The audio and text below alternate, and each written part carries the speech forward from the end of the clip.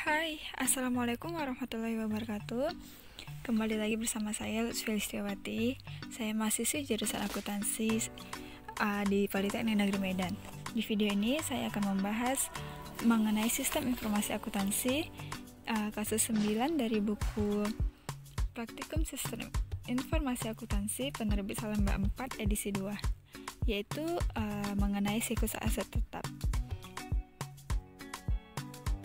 Adapun di video ini saya akan membahas mengenai diagram konteksnya, data flow diagram flowchart, analisis kelemahan pengendalian internal, serta saran perbaikannya. Baiklah, langsung saja. Yang pertama, kita akan membahas mengenai diagram konteks.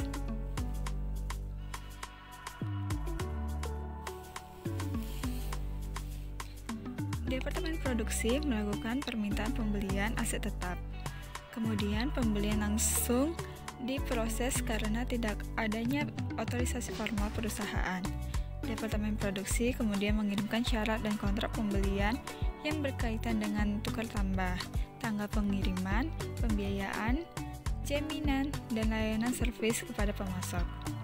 Setelah kontrak disepakati, pemasok memproses pesanan pembelian dan mengirimkan persetujuan untuk mengambil aset tersebut. Apakah manajer yang akan mengambil aset tersebut atau pemasok yang mengirimkannya? Setelah itu, manajer akan menerima faktur dari pemasok. Setelah faktur diterima, manajer akan memberikan formulir yang berisikan rincian transaksi beserta salinan pesanan pembelian dan faktur perolehan kepada Departemen Utang Dagang. Selanjutnya, melalui kasir, perusahaan akan mengeluarkan cek untuk diberikan kepada pemasok, dan selanjutnya akan dicarikan oleh pemasok ke bank. Setelah cek diberikan kepada pemasok, maka perusahaan akan membukukan cek tersebut. Aset tetap dari pemasok yang sudah dibeli akan diterima oleh Departemen Penerimaan di perusahaan. Aset yang sudah dikirim dan diterima oleh Departemen Penerimaan akan diupdate ke buku besar. Jika terjadi penghapusan, aset akan mengalami proses yang sama dengan pembeliannya, yakni Departemen Produksi akan melakukan permintaan penghapusan dan permintaan depresiasi dan langsung akan diproses karena tidak ada otorisasi formal perusahaan. Kemudian perusahaan akan merinci mengenai penghapusan dan depresiasi yang kemudian diupdate ke buku besar pembantu aktiva tetap.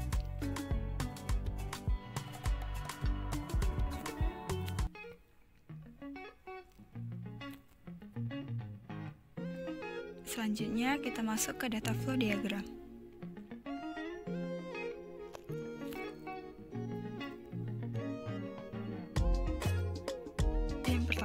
Ada di FD level 0. Diawali dengan Departemen Produksi melakukan permintaan pesanan pembelian aktiva tetap dan langsung akan disetujui karena tidak ada otorisasi formal. Sebelumnya, Departemen Produksi melihat data catatan aktiva tetap untuk mengetahui barang apa yang harus sudah dibeli. Sebelum melakukan pesanan pembelian, Departemen Produksi akan melihat data pemasok untuk memilih pemasok. Selanjutnya, Departemen Produksi mengirimkan pesanan dan syarat serta kontrak pesanan pembelian kepada pemasok terkait tukar tambah, tanggal pengiriman, pembayaran, jaminan, dan layanan servis.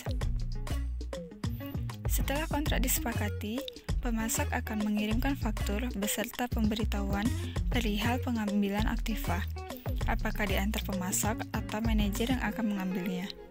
Kemudian, faktur akan dibawa ke Departemen Utang Dagang oleh Departemen Produksi untuk dicatat.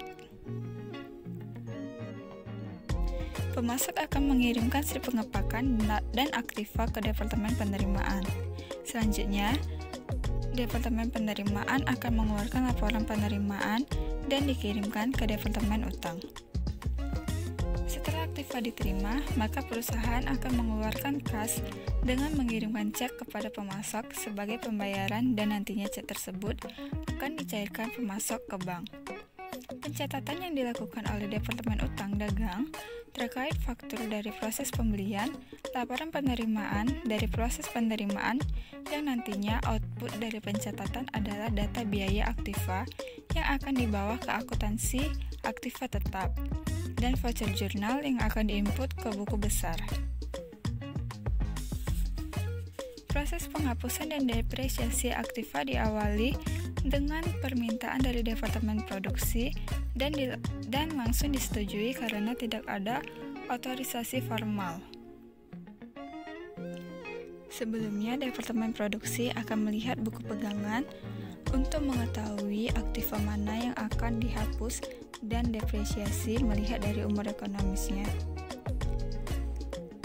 Setelah itu, Departemen Produksi akan mengeluarkan laporan depresiasi dan laporan penghapusan, yang selanjutnya akan dibawa ke akuntansi aktiva tetap untuk diproses secara akuntansi. Selain itu, data biaya aktiva tetap dari Departemen Utang Dagang juga akan diproses secara akuntansi dan outputnya nanti berupa voucher jurnal yang akan dibawa ke buku besar untuk dibukukan.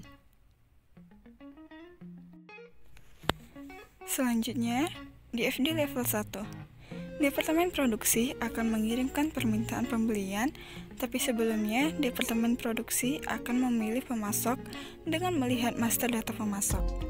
Saat proses permintaan pembelian dilakukan, Departemen Produksi akan bernegosiasi mengenai syarat dan kontrak.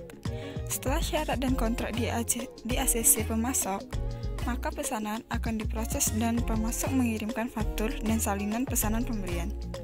Selanjutnya, pemasok akan mengirimkan aktiva tetap beserta slip pengepakan yang akan diterima oleh Departemen Penerimaan, dan Departemen Penerimaan menyiapkan laporan penerimaan. Selanjutnya, laporan penerimaan akan dibawa ke proses selanjutnya.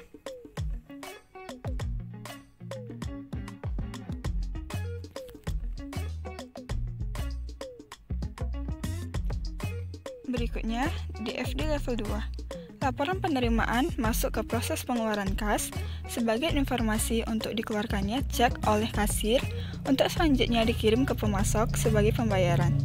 Setelah cek dikirim ke pemasok, selanjutnya voucher jurnal dicetak untuk diupdate ke buku besar. Salinan faktur dan laporan penerimaan dari Departemen Penerimaan akan langsung dicatat oleh Departemen Utang Dagang, yang outputnya akan dihasilkan voucher jurnal dan data biaya. Voucher jurnal akan dibawa ke buku besar untuk diupdate, dan data biaya akan dibawa ke proses selanjutnya.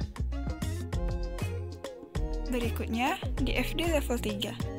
Proses permintaan penghapusan dan depresiasi yang diajukan Departemen Produksi akan dilakukan dengan melihat buku pegangan yang berisi informasi aktiva tetap. Dalam penghapusan, kebijakan perusahaan menetapkan dua opsi, yaitu pada saat tukar tambah aset, perusahaan akan melihat daftar pemasok dan menentukan pemasok mana yang akan diajak kerjasama, dan pada saat aktiva tetap dihibahkan, Departemen Produksi akan langsung menghibahkannya saja. Setelah ditentukan opsi mana yang dipilih, selanjutnya akan disiapkan laporan.